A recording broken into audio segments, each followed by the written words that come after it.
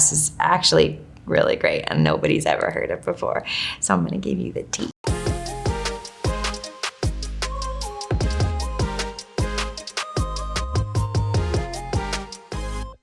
Mad Men, this is from season 1, which we shot in 2007. What we wanted to do that was obviously important was Peggy is young and she's not very modern and she doesn't necessarily have very good fashion all the time. She's buying, her own clothes. We're making her own clothes. And so we wanted it to feel really real and wanted it to feel sort of naive. It's a super stylish decade, the 60s in New York City. That's not Peggy. That's not where she starts. She's from Brooklyn, doesn't have a lot of money. She's straight out of secretary school.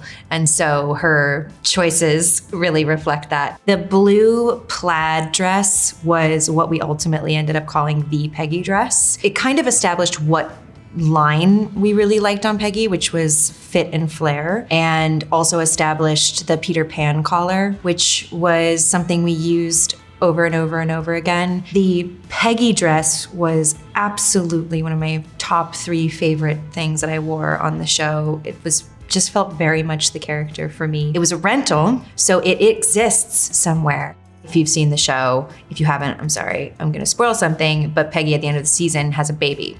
And she spends most of the season not knowing she's pregnant, which might sound crazy, but if you do your research or if you are a woman, you could possibly see this happening with a woman who didn't understand really that much about their body. And throughout the season, I wore various stages of padding to get to the ultimate sort of pregnancy look, including in the last couple episodes, I had prosthetics on my face as well. When I started wearing the padding, which is in this outfit with the green skirt and the twist. That is just a bit of padding. It was just like a little bit on the bum and a little bit up here, very subtle. And most of the cast didn't know that we were doing this story. So I think some of the cast just thought I was maybe hitting the craft service table a little too much. I'm now 32. First of all, thank God, we have moved on from the bangs, which was a good decision on all of our parts. I have a more modern hairstyle, modern for the time. And Peggy's also learned a little bit about fashion, and she's learned a little bit about how to shop and how to dress. She's wearing more fashionable clothes, and she still looks very Peggy. We still have like a fitted waist and an interesting collar, and there's still something kind of a little bit on the sweet side or a little bit conservative side to professional is the way that she's dressing because she wants to be viewed as a professional. This is where Peggy decides to leave the agency and leave Don Draper professionally. It was a very meaningful episode, it was a very meaningful scene. For me, I was at a time in my life where I was also kind of moving on, and John and I are very good friends, and it was kind of a meaningful scene for us in our friendship as well. I was asked when we wrapped, did I want to keep one of the costumes? And of all of the costumes I've worn, I asked for this dress because it was such a meaningful scene for me and such a meaningful moment. So I have this dress in storage. I also have my watch, which I wore every scene. And I also have my ring, which I wore every single episode of the entire series. So this is Us, 2019, Jordan Peele film. This was fun because I got to dress very differently than I normally dress. A lot of color, pink. I actually love pink in my normal life. This is actually more what I would wear. Like, I love those pajamas. I think they're super cute. A really cute little beach dress there. My hair is not like that. My hair, those are extensions, but this is what I would actually more normally wear. This is more me. So that was fun. The costumes were created from scratch. Not purchased, I believe. And yeah, it was fun. It was fun to get to do something that was completely different. And then in the tethered version of my character, where we get to wear the red jumpsuit, that was really cool too, because it was just felt like we were stepping into this world that Jordan was creating. Just, you were immediately a part of something exciting. This is The Handmaid's Tale season 1, which we shot in 2017. So where do we begin with the Handmaid's dress? Obviously, the color red is from the book. Red is a very symbolic color in many cultures, in many different ways. It's the color of blood. The search for this fabric and for the color was endless. And our beautiful costume designer, genius costume designer, Anne Crabtree, obviously was the instrumental in all of this.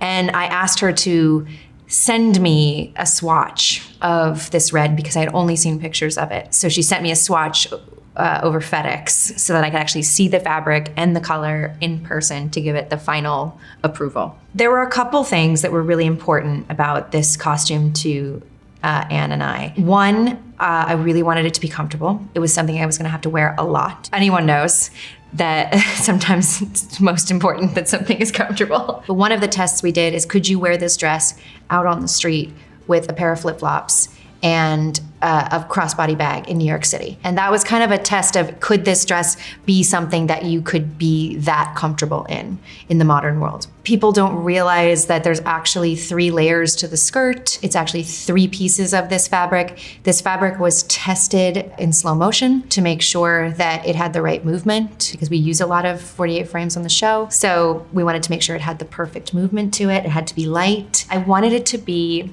a dress that I really looked forward to putting on every day.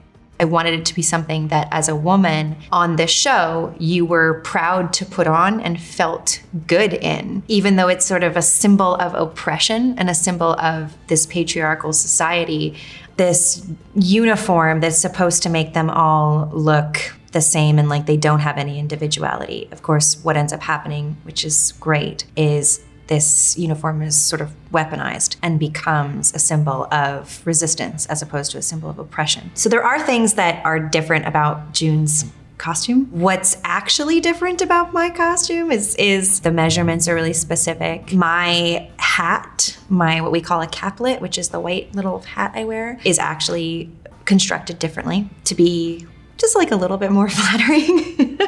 I wear mine differently. So most of the girls wear it down like this. I wear it out so you can see my ears. My bonnet that I wear, which we call the wings, which is the sort of lampshade that we wear outside, is actually different. It's constructed differently than other people's because of all the camera angles that we do where we need to see inside of it.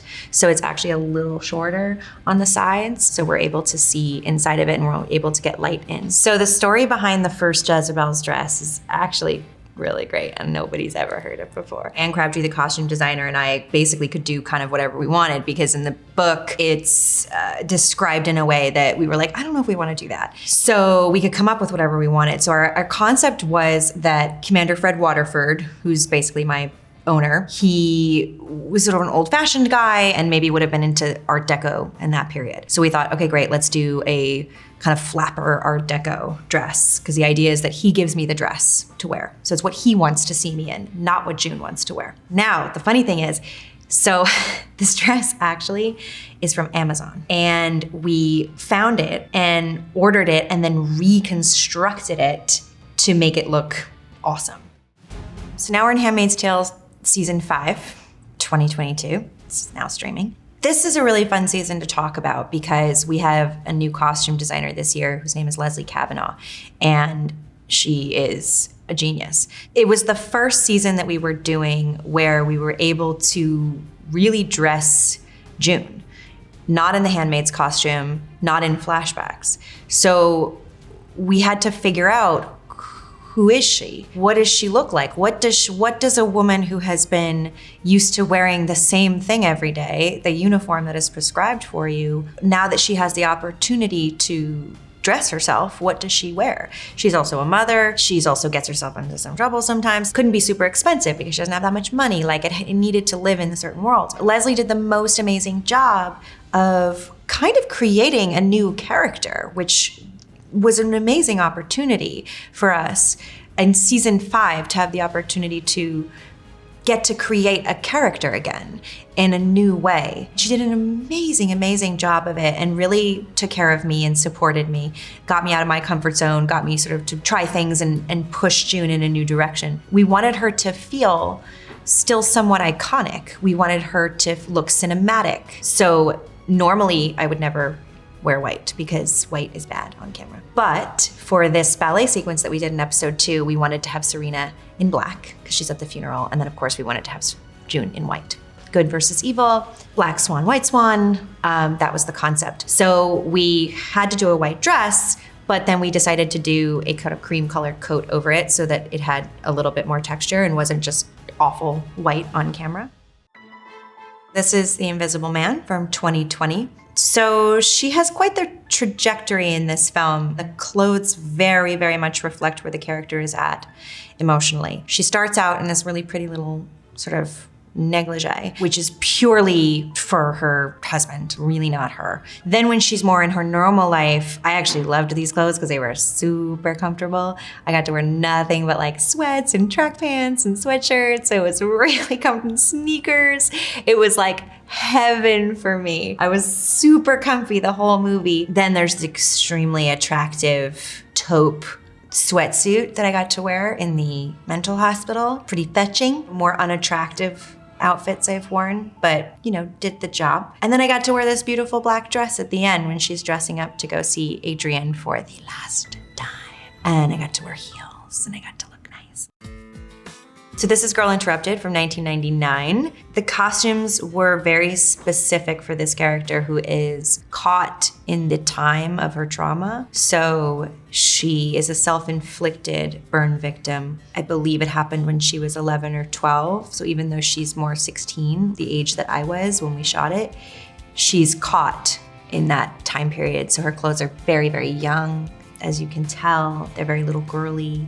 She has not really progressed beyond the time of her accident, which is, of course, you know, devastating.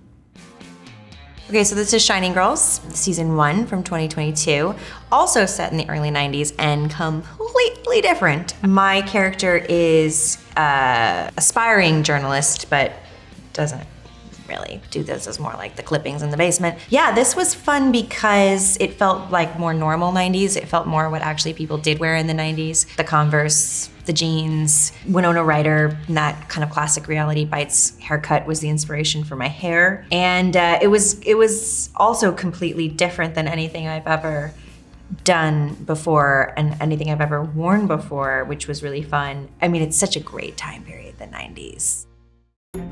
So this is Top of the Lake, which we shot the first season in 2013. Our costume designer was Emily Saracen, who is absolutely wonderful. She did the first and second season. So for this one, we had a kind of juxtaposition that we had to achieve, which was a professional cop, but she's also kind of off duty. So we had to kind of find something that felt real and professional, but also felt like something someone would wear when they were not actually technically on the job. And I think the environment really lends itself to these costumes. We were shooting in New Zealand. Often we were shooting, you know, as you can see, in the bush or on the beach. And so the environment really lent itself to a lot of these costumes. This is Her Smell from 2018. So this was fun because it was the early 90s, and that's just a fun era to do. The film takes place in 5 acts, so we got to kind of show this character's progression over these 5 acts, and I had 5 costumes to wear. Our costume designer, Amanda, did an amazing job. Very hand-picked pieces for this character as she kind of descends into madness. Nothing was like anything I would ever wear in real life, which was really fun. Very wild. I think I'm wearing like sparkly purple shorts with fishnets in this, not something I usually wear. I did keep this t-shirt because it's cool and it's soft. It was either vintage or created, but it was pretty much mostly real and vintage and from the time period. Okay, so this is The West Wing, season 6, 2004. This I am not going to remember anything about. All I see when I look at this, I don't even recognize myself. First of all, my hair is amazing, and I think it's all real, which is extraordinary. Thank you, Glamour. It has been so fun revisiting some of these looks with you and these memories, and I hope you've enjoyed it.